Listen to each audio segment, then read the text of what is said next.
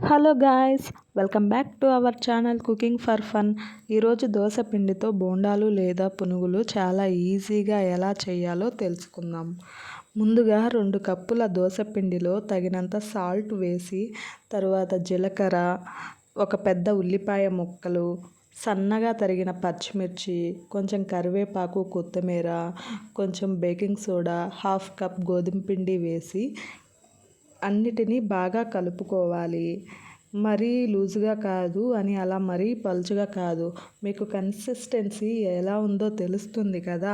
Stove మీద deep ఫ్రైకి oil పెట్టి ఆయిల్ని హై ఫ్లేమ్లో కాగనివ్వండి.